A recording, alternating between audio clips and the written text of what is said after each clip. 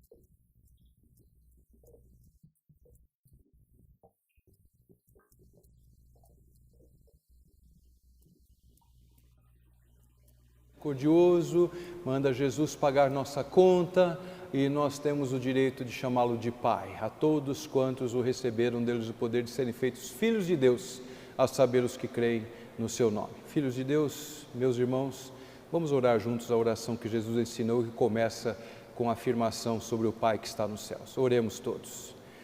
Pai nosso que está nos céus, santificado seja o teu nome. Venha o teu reino. Seja feita a tua vontade, assim na terra como no céu. O pão nosso de cada dia nos dá hoje, e perdoa as nossas dívidas, assim como nós perdoamos aos nossos devedores.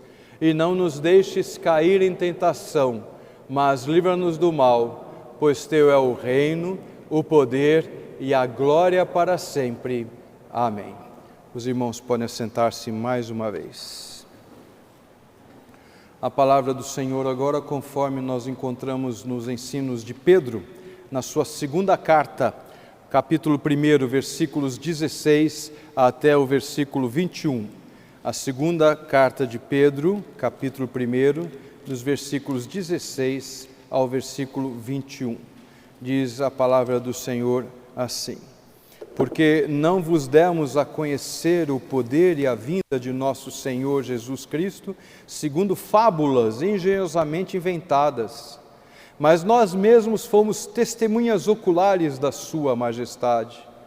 Pois ele recebeu da parte de Deus Pai honra e glória, quando pela glória excelsa lhe foi enviada a seguinte voz: Este é meu Filho amado, em quem me comprazo.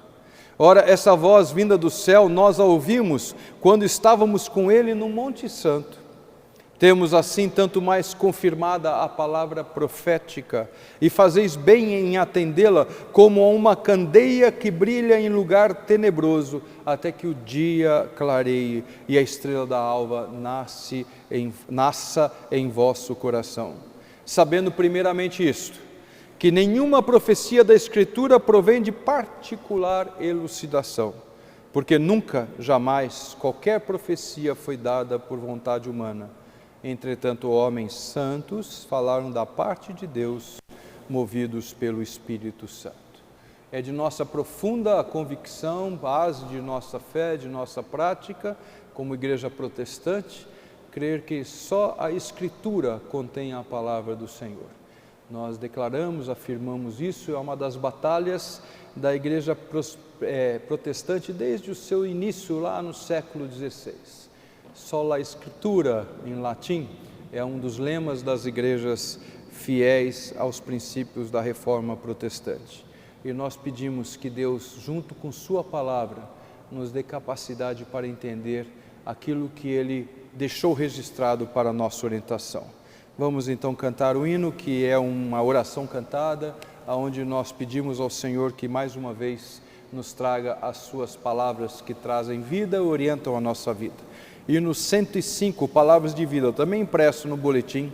Ao som do órgão, mais uma vez, ficaremos em pé para juntos cantar ao Senhor.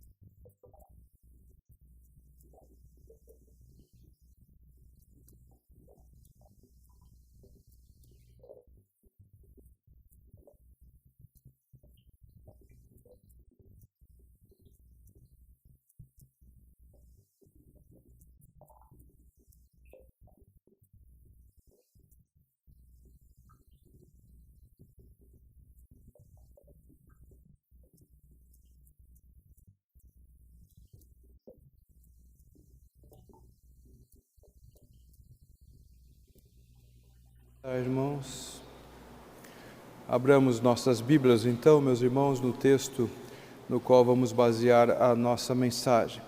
Para quem não trouxe sua Bíblia, está impresso também na capa do boletim. Mas como indica a própria capa do boletim, eu vou primeiro fazer uma leitura no final do capítulo 6, não é? Como se fosse uma introdução. Capítulo 6, versículos 53 ao versículo 56, e depois o texto que é o texto da mensagem a partir do capítulo 7. Começo então com a leitura desses 4 versículos. Estando já no outro lado, o outro lado do lago, chegaram à terra em Genezaré, onde aportaram. Saindo eles do barco, logo o povo reconheceu Jesus. E percorrendo toda aquela região, traziam em leitos os enfermos para onde ouviram que ele estava. Onde quer que ele entrasse, nas aldeias, cidades ou campos, punham os enfermos nas praças, rogando-lhe que os deixasse tocar ao menos na orla de sua veste, e quantos a tocavam saíram curados. Meus irmãos, nós estamos aqui num momento especial que narra, de uma maneira geral, o que foi o ministério de Jesus na maior parte do tempo do seu trabalho, né? O ministério realizado no norte de Israel, norte da Palestina, ao redor do lago. Algumas vezes esse lago é chamado de Lago da Galileia ou de Mar da Galileia, é um lago, como eu já disse outras vezes, até mesmo por Genezaré é conhecido. O Senhor Jesus Cristo realiza pelo menos 2/3 do seu ministério, se não mais, naquela região. É um ministério interessante, o trabalho, pregava, ensinava, isso agitava toda a região. Nós estamos falando de anos de ministério, né, onde ele circulava entre aquelas pessoas. É a terra que estava em trevas, como diz Isaías, é nessa terra onde o Senhor Jesus Cristo faz seu trabalho. A citação de Genezaré é interessante, além de ser uma das alcunhas do mar ou do lago. Genezaré é uma planície na beira do lago, é um lugar de restos, vamos dizer assim, de depósito sedimentar que vem da ponta do rio que está acima do lago. Se olhar o mapa da Palestina, você vê um pequenininho lago, daí sai um riozinho, daí cai no lago da Galileia, depois sai e é o Jordão até lá embaixo, né? O lago da Galileia, por curiosidade, é um lago que está abaixo do nível do mar, não pouco, né? O mar da Galileia está cerca de 300 metros abaixo do nível do mar Mediterrâneo. Ou seja, se fizesse um canal ali, ia inundar tudo. O Mar Morto lá embaixo está mais embaixo, outros 300 metros, né? Então é bem mais para baixo do que nós temos o mar aqui aliás, é 400 metros abaixo do nível do mar, o Mar Morto, mas o da Galileia já são 300 metros. Mas um lado dele tem um lugar que é um depósito sedimentar, e por ser isso, é como aquelas planícies ao lado do rio Nilo. É uma região fértil, é uma região que já na época, Joséfo, que é o historiador dos começos, ele narra que já naquela época era considerado como um jardim. Alguns rabinos diziam que era um pedacinho do jardim que Deus criou. Era um lugar que dava frutas com abundância, de beleza, produtivo. Então, é uma região muito agradável em Israel, à beira do Mar da Galileia, especialmente essa região de Genezaré. É onde o Senhor então desenvolve o seu ensino. Fala, prega, cura, age. As pessoas então vão ao encontro dele. Não escolhi esse texto para a meditação hoje. Vocês sabem que no último domingo eu parei no versículo 52, mas porque eu creio que aqui dá uma bela visão do que nós estamos entendendo. O Senhor Jesus está pregando, as multidões estão indo, as notícias se espalham. Não é como hoje que qualquer coisinha que eu falar aqui, quando acabar o culto, você põe no zap e já tem um monte de gente sabendo, e pelas nossas câmeras então estão sabendo praticamente ao vivo, online, não é? Mas era demorado, mas as notícias se espalham, passam-se semanas, meses, os anos estão correndo, há um alvoroço em Israel sobre aquele homem que está fazendo um trabalho especial, realizando alguma obra especial lá no norte. As multidões estão atrás dele, as autoridades religiosas na sede em Jerusalém, não é? Onde está lá o templo, onde elas ficavam, estão preocupadas. Numa redação posterior, nós encontramos em Atos dos Apóstolos, nos lábios de um grande sábio no Sinédrio, muito conhecido, Gamaliel, ele fala que diversas vezes tinham levantado pessoas que tinham sido considerados profetas e tinham alvoroçado Israel. Ele narra isso. E lá ele diz, mas nós precisamos ouvir o que está acontecendo, porque se é obra de Deus vai perdurar. E é isso que está acontecendo lá. Jesus então vai por toda a região, não apenas naquela planície. E daí, meus irmãos, me permitam a licença poética que eu me dei a dizer Sermão na Planície 1, porque é uma planície Genezaré, e eu só quis fazer uma contraposição para você guardar mais na memória do Sermão da Montanha, que é um debate se são vários sermões ou um só. Então aqui é uma série de ensinos que Jesus faz ali na planície, por causa disso o título do sermão que está aí no seu boletim. É nesse contexto que acontece aquilo que eu vou ler agora, que está em Marcos capítulo 7, mas eu vou pedir mais um momento para nós orarmos. Vamos orar mais uma vez. Querido Deus, estamos diante da Tua Palavra e pedimos, pela misericórdia do Senhor, pela promessa do Senhor, que o Senhor nos dê capacidade para entender o Teu santo ensino e guardar e aplicar em nosso coração, para orientar a nossa vida, o nosso dia a dia, as nossas atitudes, nosso pensamento, nossas decisões, e para fundamentar cada vez mais a nossa fé. É a oração que fazemos em nome de Jesus, nosso Salvador. Amém. Agora sim, meus irmãos, Marcos capítulo 7, vou começar este que eu chamo de sermões ou sermão da planície com os 8 primeiros versículos. Diz a palavra de Deus assim: Ora, reuniram-se a Jesus os fariseus e alguns escribas vindos de Jerusalém, e vendo que alguns dos discípulos dele comiam pão com as mãos impuras, isto é, por lavar, pois os fariseus e todos os judeus, observando a tradição dos anciãos, não comem sem lavar cuidadosamente as mãos. Quando voltam da praça, não comem sem se aspergirem, e há muitas outras coisas que receberam para observar, como lavagem de copos, jarros e vasos de metal e camas. Interpelaram-no, os fariseus e os escribas: por que não andam os teus discípulos de conformidade com a tradição dos anciãos, mas comem com as mãos por lavar? Respondeu-lhes: bem profetizou Isaías a respeito de vós, hipócritas, como está escrito: este povo honra-me com os lábios, mas o seu coração está longe de mim. E em vão me adoram, e ensinando doutrinas que são preceitos de homens, negligenciando o mandamento de Deus, guardais a tradição dos homens.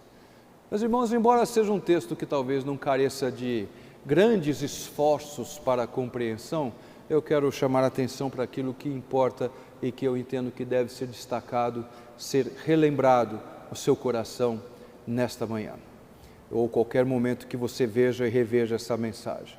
Há algo muitíssimo importante aqui. Primeiro, estamos em tempo de Covid, com todas essas nossas preocupações.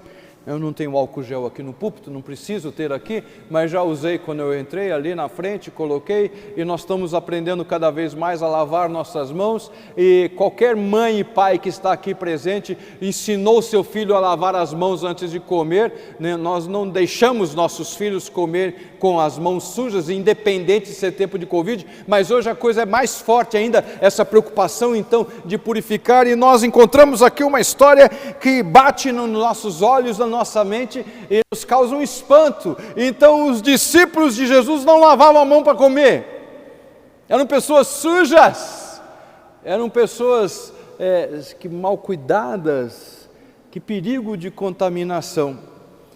No privilégio que eu tive de ir ao continente europeu na minha vida, eu estive numa cidade que foi assediada tremendamente pela peste negra, Estrasburgo. E em Estrasburgo, uma belíssima, maravilhosa cidade, há um lugar que é chamado do bairro judaico. E umas coisas que naquela cidade se lembra até hoje, que aquele bairro judaico foi o menos afetado pela peste negra, porque os judeus tinham costumes ensinados nas Escrituras, e mais alguma coisa que eu vou me referir aqui neste culto, onde eles tinham tantas preocupações rituais de purificação, que eles foram pouco atingidos pela peste negra. Para alguns não cuidadosos, era o símbolo de que eles tinham um pacto com o demônio.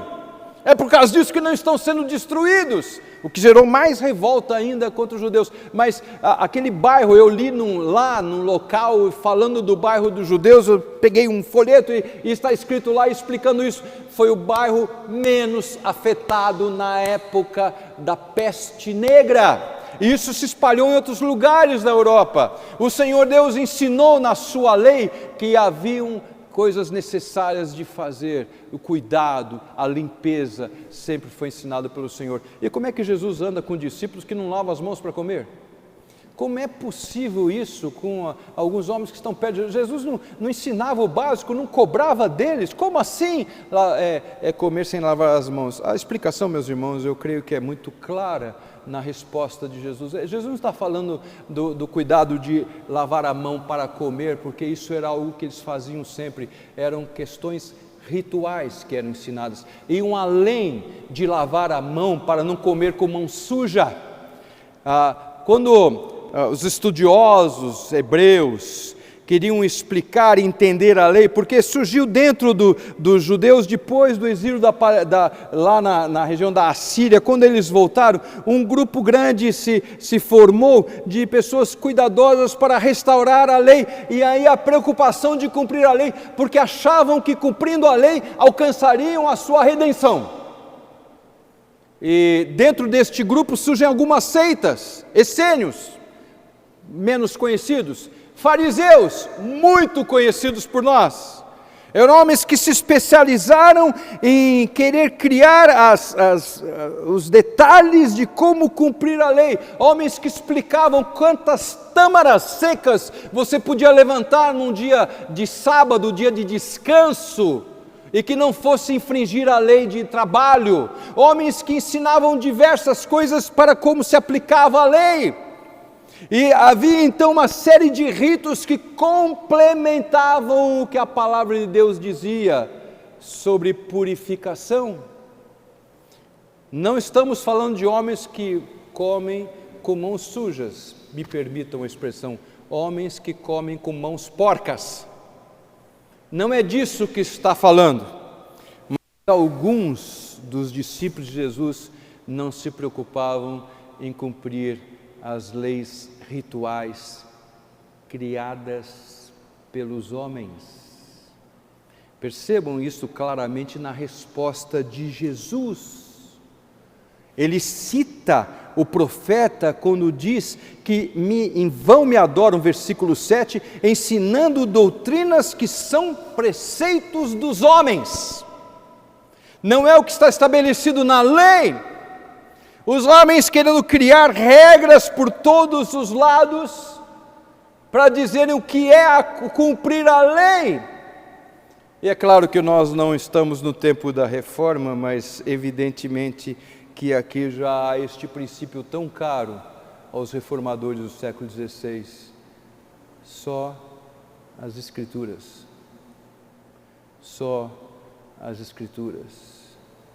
Nós todos nós aqui presentes ou assistindo, temos dificuldades no cumprimento desta ordem ou deste princípio, porque muitas vezes até sem perceber, nós estamos praticando e julgando os outros por práticas que não estão declaradamente ensinados nas Escrituras. São nossos costumes, são nossas tradições pessoais. E isto, meus irmãos, é pecado contra o Senhor e vai contra os princípios do nosso entendimento do que é o verdadeiro cristianismo. Só as Escrituras. A palavra do Senhor nos ensina o que devemos fazer e não percebemos quantas vezes nós estamos apenas seguindo tradição de homens. Quando você escutar alguém dizer para você, quando você dá uma orientação, uma exortação, um ânimo, e alguém perguntar para você, aonde está escrito isso na Bíblia? Não despreze esta pergunta, não despreze. Quando você despreza essa pergunta, você está indo contra os princípios da palavra de Deus. A autoridade está na palavra de Deus, a autoridade não está nas tradições. A autoridade não está nos nossos costumes. A autoridade está na palavra de Deus. Eu já disse aqui várias vezes que em determinado momento do meu ministério, eu entrei em crise por ver que eu tinha que pregar coisas que eu não consigo praticar porque sou pecador. Coisas que eu tenho que ensinar o povo, as minhas ovelhas a praticar, e eu sei que eu tenho tremendas dificuldades porque sou pecador. E em certo momento eu tive que parar para pensar, será que eu posso continuar pregando? E me lembrei de um princípio precioso: a autoridade não está em quem prega, está na palavra. Pode ser o maior pecador, e meus irmãos, muitas vezes Deus usa ímpios para falar de verdades dEle, de acordo com a palavra dEle, para nos chamar a atenção. Ou você nunca escutou na sua vida alguém virar para você, alguém bastante blasfemo, bastante irreverente, alguém bastante ímpio, alguém bastante descrente, dizer para você assim: por que está fazendo isso? Você não é crente? E você fica bravo, fica louco da vida, e não percebe que Deus está usando um ímpio para falar: você não está fazendo o que eu mandei você fazer. Deus usa ímpios. O Senhor chama Nabucodonosor de servo dele, o Senhor chama Ciro de servo dele. Satanás está a serviço do Senhor,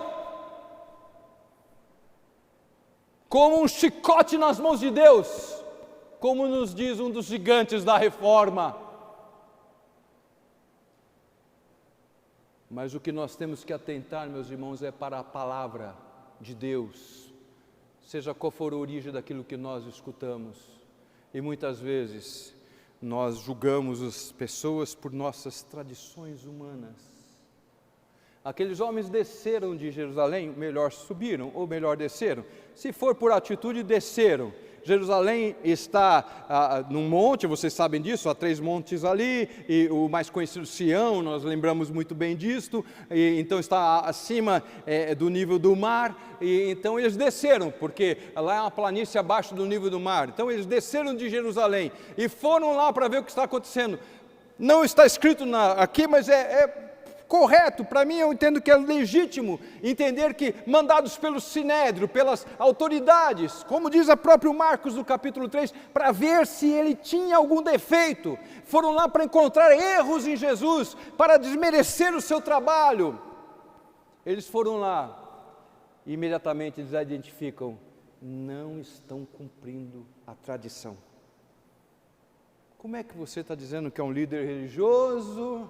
Como é que você é aceito como líder religioso, mas os seus seguidores não cumprem as tradições? O versículo 5 diz que eles falaram explicitamente isto: porque não andam os teus discípulos de conformidade com a tradição dos anciãos. A tradição dos anciãos não é segundo as Escrituras. É claro que os escribas conheciam as Escrituras, eles eram profissionais nessa área. Nem todo escriba é fariseu, mas os escribas são aqueles homens que estudam a lei.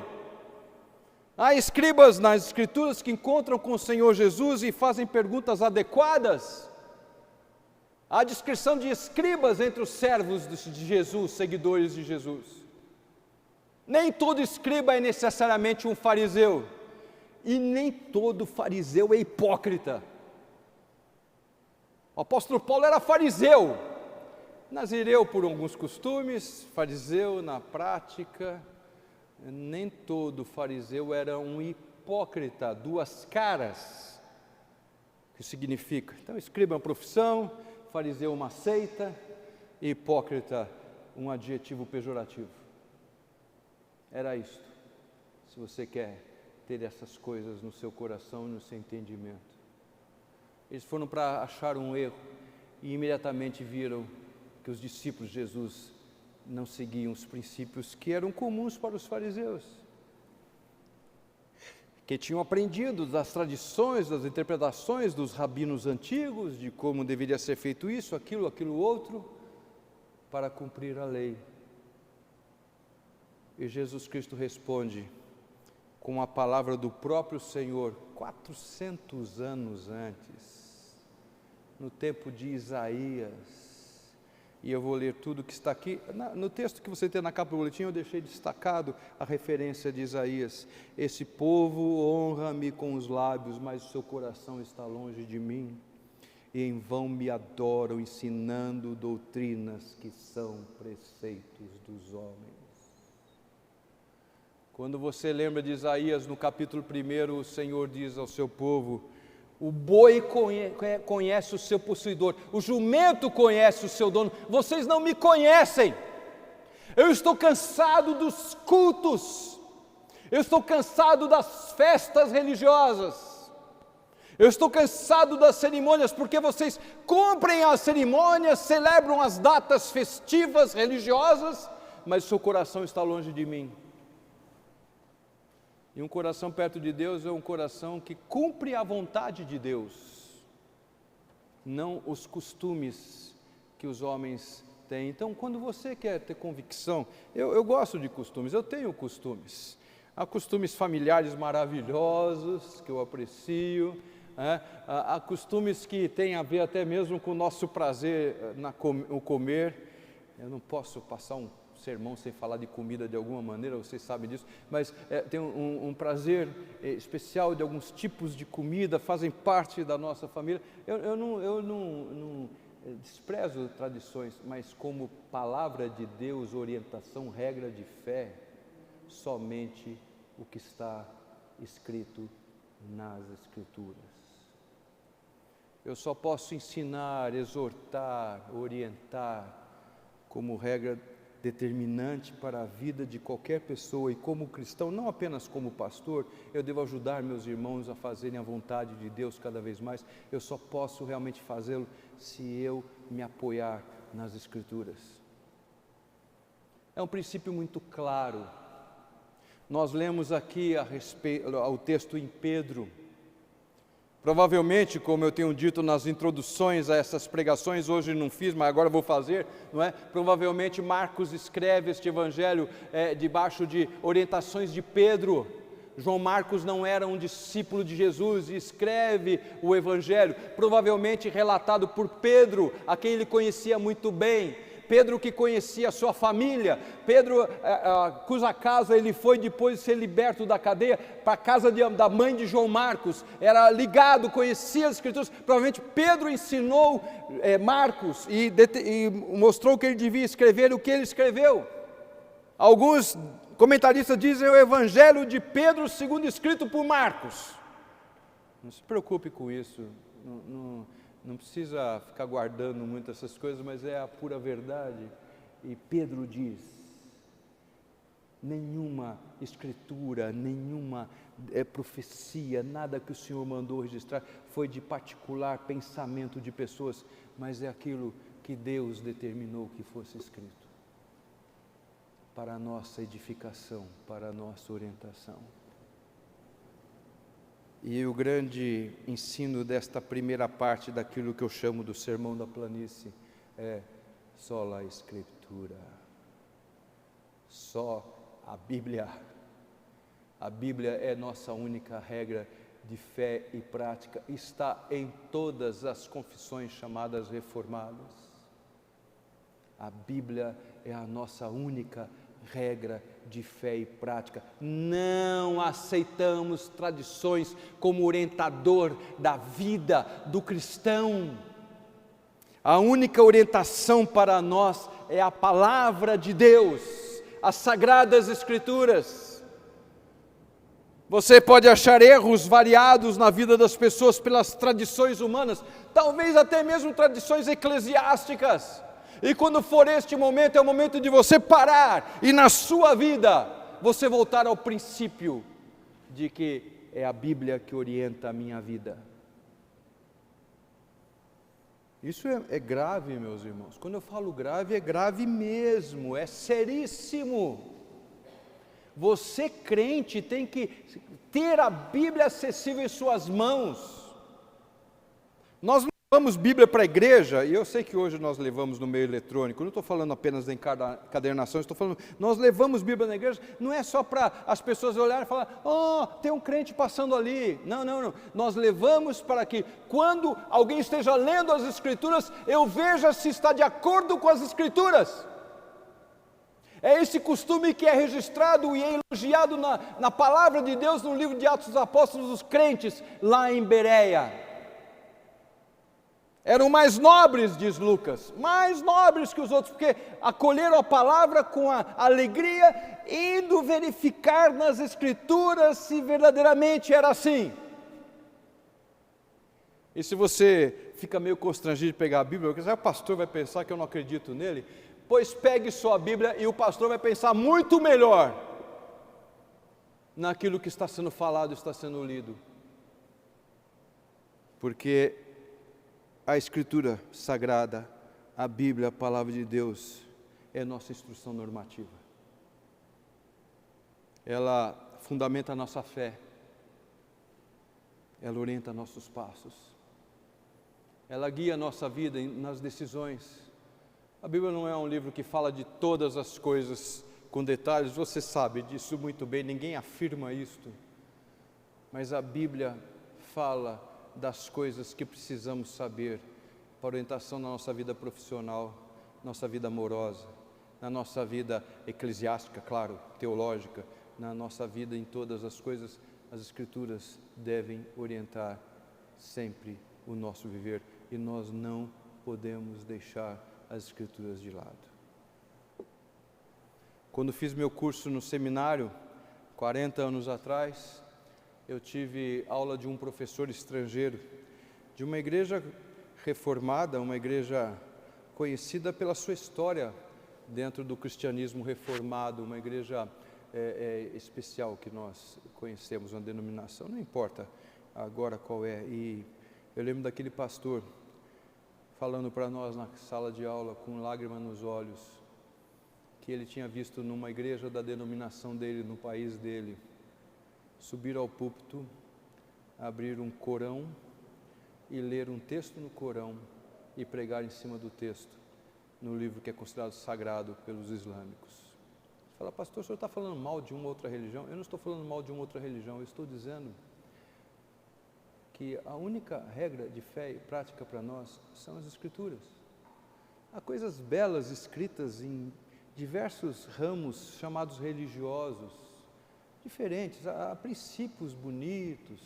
Você entra em algumas pastelarias, você vê lá uma folhinha com algumas coisas bonitas escritas, alguns princípios muito amorosos, são bonitos mesmo. Eu não nego, são bonitos. Aquilo que está escrito lá, quando você vê aquela folhinha, você deve imaginar, né? A minha esposa sabe que faz muito tempo que eu não entro numa pastelaria, né? Porque eu não posso comer pastel. Ela não sabe nada, ela sabe, mas eu estou brincando, mas você entra lá, vê uma folhinha e tem lá um princípio, né? Que lindo, é lindo mesmo, estou falando sério, não estou sendo irônico, não, é lindo mesmo. Mas o que eu sigo é a palavra de Deus. O que norteia a minha vida é a palavra de Deus. O que fundamenta a minha fé é a palavra de Deus. E você, minha irmã, meu irmão, tem tanta responsabilidade como eu, de sempre ter a Bíblia em suas mãos. Graças a Deus vivemos num país ainda livre, e espero que seja assim até a vinda de Jesus, mas num país ainda livre, onde você pode comprar a Bíblia, você pode ler a Bíblia. Já contei aqui que no meu celular, agora não está mais no celular, já passei para os arquivos do meu computador, eu tirei uma fotografia quando ainda não tinha pandemia, dentro de um ônibus lotado, voltando de uma visita que eu estava fazendo. Eu entrei e estava apertado no ônibus, eu encostei ali perto da catraca e tinha uma saída pelo lado esquerdo do ônibus, tinha uma senhora sentada e uma luzinha fraca em cima do ônibus, e aquela senhora estava sentada no chão com a Bíblia aberta e lendo. E eu não aguentei, tirei uma foto. Alguém cansada do trabalho, porque era final de tarde, um ônibus lotado, não tinha banco para sentar, mas aquela senhora encontrou um degrau para sentar, porque naquele percurso o ônibus não abria a porta daquele lado esquerdo. Ela encontrou um cantinho, uma luzinha fraca, e estava lendo as Escrituras. Um outro arquivo que eu tenho é de quando houve uma grande explosão num avião que saiu dos Estados Unidos, estava viajando para a Europa, ele explodiu sobre o mar. Os mais antigos lembram disso, não faz tanto tempo assim, mas já faz tempo, não é? Da TWA ainda, o saudosa memória, explodiu. E quando foram resgatar os destroços, e eu acompanhava algumas informações, já tinha algum tipo de internet de escada naquela época, mas tinha algum tipo de internet, e temos muitas fotos há uma foto o fundo de uma cesta de que alguém estava recolhendo os destroços e a pessoa pega e está segurando na mão uma Bíblia. Alguém naquele avião, no momento da explosão, estava com uma Bíblia acessível. Não sei quem é, tenho a menor ideia de quem seja, morreu todo mundo. Preciosidade a palavra do Senhor Deus nos dá. Essa Bíblia, você tem tudo quanto é tamanho e cor, como eu falei, eletrônica, em papel, você tem qualquer possibilidade você tem. Não é a tradição dos homens. Norteie sua vida pelo que as Escrituras dizem. E quando alguém te perguntar assim, você está falando isso baseado em quê? Não fique bravo. Agradeça a Deus, porque aquela pessoa está lhe perguntando baseado em que texto das Escrituras. Vá olhar as Escrituras, se você não lembra, para encontrar o texto. E se não está escrito, pare de falar sobre isso. Porque nós amamos o Senhor e procuramos obedecê-lo, não segundo as tradições dos homens, mas segundo a lei de Deus. Jesus chama aqueles escribas, homens estudiosos, de hipócritas. Você vê aí no texto, hipócritas. Claro, uma palavra que em certo contexto pode ser simpática. A palavra hipócrita, alguns aqui já sabem, estão cansados de saber, é uma palavra que era usada para o ator de teatro que trabalhava com máscaras. Então, a máscara você substituía para fazer o personagem. Não necessariamente todo um ritual de vestimentas como hoje, muitas vezes era feito com máscaras. Tinha máscaras da comédia, máscaras do drama, havia máscaras diferentes. O hipócrita era aquele que trabalhava com máscaras. Mas o Senhor Jesus transformou esta palavra, pelo contexto bíblico, numa palavra técnica para nós, que significa aquele que é duas caras, é falso. Aquele que, em certos momentos importantes, ele usa as Escrituras para justificar seus atos, e tem momentos que não são importantes para ele, né? Ou são importantes para ele em outro sentido, ele usa as tradições. Esse é um fariseu, hipócrita. Nós devemos olhar a palavra de Deus, que é o fundamento da nossa fé e da nossa prática. Primeira lição, o primeiro chamado sermão da planície que eu estou passando para vocês. A Bíblia é a única regra de fé e prática. E assim é que nós honramos ao Senhor. Meus irmãos, que Deus nos abençoe e nos ajude a ter um coração obediente, fiel, sincero diante de Deus. Vamos orar? Querido Senhor, nós agradecemos por esta manhã, este dia do Senhor, dia na nossa existência nesta terra. Que prazer, ó Pai, estar reunido com os irmãos aqui. Que prazer, ó Pai, nós temos liberdade de culto. Que prazer, ó Pai, nós temos livre acesso às Escrituras. Nossas mãos não é proibido, podemos caminhar com elas, ler em qualquer instante. Agradecemos porque o Senhor nos deu as Escrituras, o Senhor nos deu homens sábios para o registro, o Senhor inspirou, e homens sábios para fazerem as traduções que estão aqui em nossas mãos. E pedimos, Senhor Deus, que realmente nós pratiquemos o Teu ensino, ou seja, nós tenhamos a Tua palavra como nossa orientadora. A Tua palavra. Tem misericórdia de nós e ajuda-nos a, vivendo fiéis aos Teus ensinos, na Tua palavra, sermos referência no mundo, sermos luz no mundo, sermos sal da terra. Tem misericórdia do Teu povo, é a oração que fazemos em nome de Jesus. Amém. Vamos terminar o nosso culto cantando um hino que é um hino onde nós pedimos que Deus nos abençoe os nossos irmãos. É a letra do último hino que está aí também impresso no boletim. Deus vos guarde pelo seu poder, sempre esteja a vosso lado. Foi nosso lado, então está, mas vamos cantar nosso, como está aqui. Eu acho que eu digitei errado, mas não tem problema, vamos cantar do jeito que está aqui, tá certo? É assim que está na tela aí também, Marcelo, para quem está acompanhando lá, é nosso lado.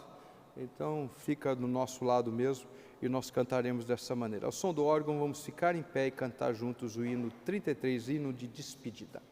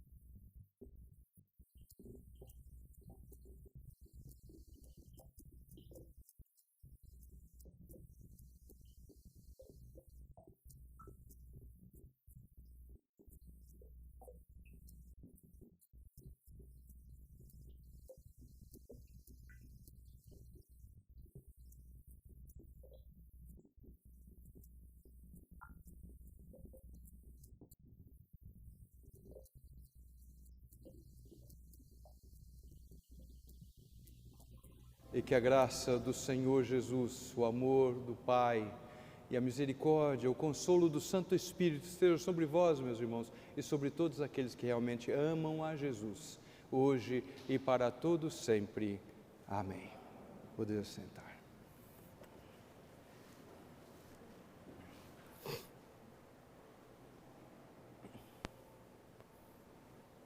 Deus tem nos abençoado muito, que prazer nós podemos estar juntos para o louvor da glória dEle.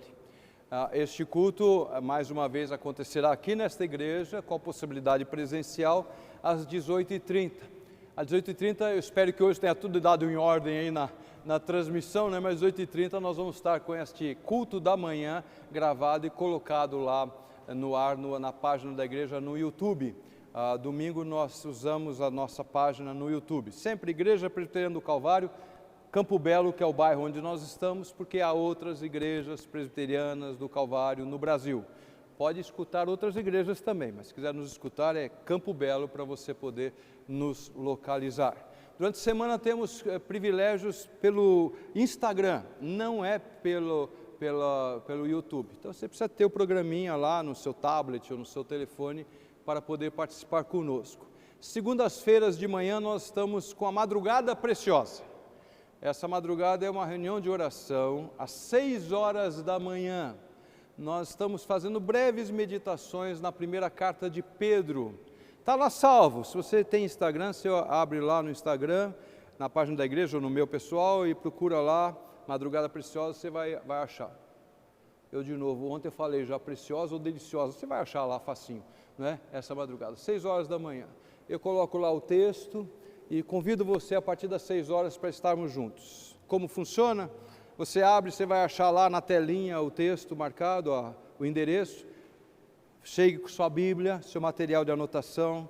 Ore para que Deus te dê orientação. Leia o texto, 15 minutos para você meditar e para você já começar as suas orações pelo dia, pela semana. 15 minutos eu entro falando. 6h15 eu entro falando. Então ali eu vou falar alguma coisa sobre o texto e depois vou orar. Se você entrou antes, quer deixar um pedido de oração, escreva na telinha que eu vou ler ao final desse momento para nós orarmos juntos. Toda segunda-feira às 6 horas da manhã. Ai pastor, 6 horas da manhã, eu só invento cada uma. 6 horas da manhã, para que nós possamos começar uma semana chamada útil muito bem. Não é? Depois tem gente que vai para a escola, vai para o trabalho, outras coisas fazer. 6 horas dá para fazer. Ah, mas eu acordo tarde segunda-feira. Legal, levanta às 6, participa, volta para a cama. Vai dormir depois, não tem problema nenhum, mas você vai aproveitar um momento maravilhoso. Claro, você faz isso se Deus colocar essa sede no seu coração. Nos demais dias de segunda a sábado, às 17 horas, nós temos transmissões diárias de oração. Segunda-feira é o Pablo que é o responsável, quarta-feira o reverendo Ligero Neto, e os outros dias eu que dirijo a reunião de oração das 17 horas. Né? Todos os 2 programas é para durar no máximo meia hora, às vezes dá uma escapadinha, mas normalmente meia hora do seu tempo. Mas acima de tudo, como eu falo nas reuniões de oração, você precisa criar um momento devocional diário com Deus, orar sem cessar. O Senhor recomenda, nós devemos criar um horário devocional. Aquele momentinho de oração lá não é o seu momento devocional diário único, não pode ser. Crie. Calvino escreve que se nós não criarmos alguma coisa com ordem, nós vamos negligenciar o dever de orar. Então, crie. Sei qual que é o seu melhor horário, uns à noite, outros de manhã, alguns no meio do dia, não importa. Crie esse momento, não é? Para você ter sua devocional com Deus. Sempre com essa bênção que Ele deu, as escrituras sagradas em sua mão. Tem dúvida, eu não entendo tudo, deixa um papelzinho dentro. A Bíblia da gente é cheia de papel, né? Uma caneta, um lápis, anote as dúvidas, qualquer coisa você... Pastor, o que quer dizer isso? Escreva, para não esquecer coisas maravilhosas que o Senhor nos dá na sua santa palavra. Meus irmãos, hoje é dia do Senhor, dia de descanso do corpo e de edificação da alma. Guarde esse dia de uma maneira especial. Se puder estar conosco às 18h30, será um privilégio. Mesmo culto, mesma liturgia, né? Leituras, hinos, mesmo tema, mesmo texto, mesmo pregador. Sermão nunca é exatamente igual, mas é a mesma coisa que à noite estarei fazendo aqui também. Deus abençoe a todos e até o nosso próximo encontro, porque nós vamos nos encontrar outra vez, ou aqui ou lá. Nós vamos nos encontrar outra vez, pela misericórdia de Deus, aqui ou lá estaremos juntos, pela misericórdia de Deus.